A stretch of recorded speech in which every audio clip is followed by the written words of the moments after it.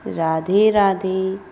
आज हम माँ संतोषी के चैनल पर श्रीमद् भागवत गीता के 7वें अध्याय का महत्व लेकर आए हैं।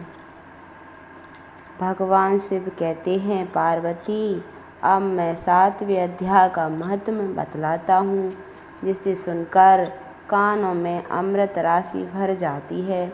पाटलिपुत्र नामक एक दुर्गम नगर है, जिसका गोपुर द्वारा बहुत ही ऊंचा है। उस नगर में संकर्ण नामक एक ब्राह्मण रहता था। उसने वैश्य व्रति का आश्रय लेकर बहुत धन कमाया, किंतु ना तो कभी पितरों का तर्पण किया और ना देवताओं का पूजन ही।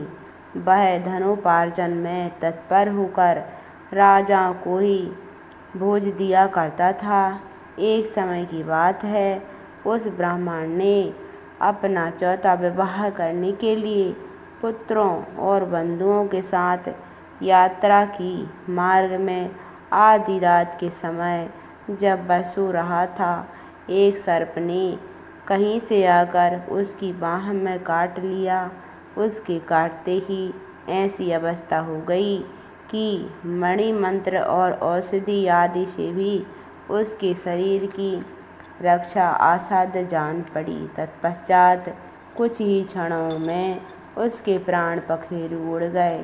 फिर बहुत समय के बाद वह प्रेत सर्प योनि में उत्पन्न हुआ। उसका चित्त धन की वासना में बंधा था। उसने पूर्व वृतांत को स्मरण करके सोचा, मैंने जो घर के बाहर करोड़ों की संख्या में अपना धन गाड़ रखा है, इससे इन पुत्रों को वंचित करके स्वयं ही इसकी रक्षा करूँगा। एक दिन सांप की योनि से पीड़ित होकर पिता ने सपने में अपने पुत्रों के समक्ष आकर अपना मनोभाव बताया। तब उसके निरंकुश पुत्रों ने सवेरे उठकर बड़े विस्मय के साथ एक दूसरे से सपने की बातें कहीं। उनमें से मंझला पुत्र कुदाल हाथ में लिए घर से निकला और जहाँ उसके पिता सर्प योनि धारण करके रहते थे, उस स्थान पर गया। यद्यपि उसे धन की स्थान का ठीक ठीक पता नहीं था, तो भी उसने चिन्हों से उसका ठीक निश्चय कर लिया और लोभ बुद्धि से वहाँ पहुंचकर बावी को खोदना आरंभ किया। तब उस बावी से बड़ा भयानक सांप प्रकट हुआ और बोला, अरे मूढ़, तू कौन है? किस लिए आया है? क्यों बिल खोद रहा है अथवा किसने तुझे भेजा है? ये सारी बातें मेरे सामने बता। पुत्र बोला, मैं आपका पुत्र हूँ, मेरा नाम शिव है। मैं रात्रि में देखे हुए स्वप्न में से विस्मित होकर यहाँ का स्वर्ण लेने को कौतूहल से आया हूँ। पुत्री की यह वाणी सुनकर वह सांप हंसता हुआ उच्च स्वर से इस प्रकार स्पष्ट वचन बोला, यदि तू मेरा पुत्र है तो शीघ्र ही बंधन से मुक्त कर। मैं पूर्व जन्म में गाड़े हुए धन के ही लिए सर्प योनि में उत्पन्न हुआ हूँ। पुत्र ने पूछा, पिताजी आपकी मुक्ति कैसे होगी? इसका उपाय मुझे बताइए, क्योंकि मैं इस रात में सब लोगों को छोड़कर आपके पास आया हूँ। पिता ने कहा, बेटा, गीता के अमृतमय 7वें अध्याय को छोड़कर मुझे मुक्त करने में तीर्थ, दान, तप और यज्ञ भी सर्वथा समर्थ नहीं है।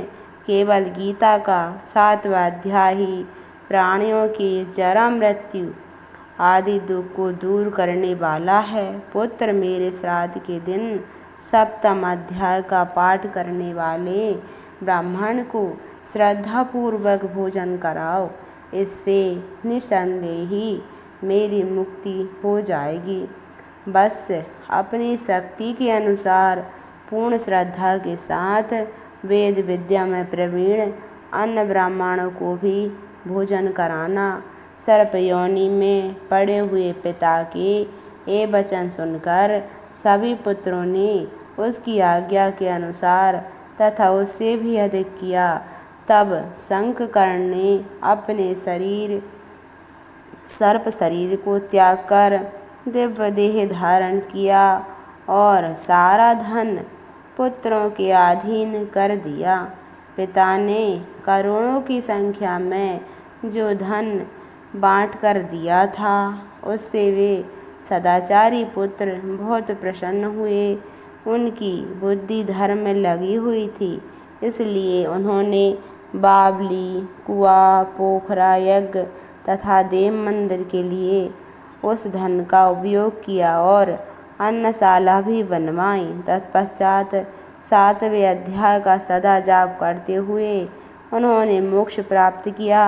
पार्वती, यह तुम्हें 7वें अध्याय का महत्व बताया गया है, जिससे श्रवण मात्र से ही मानव सब पातकों से मुक्त हो जाता है।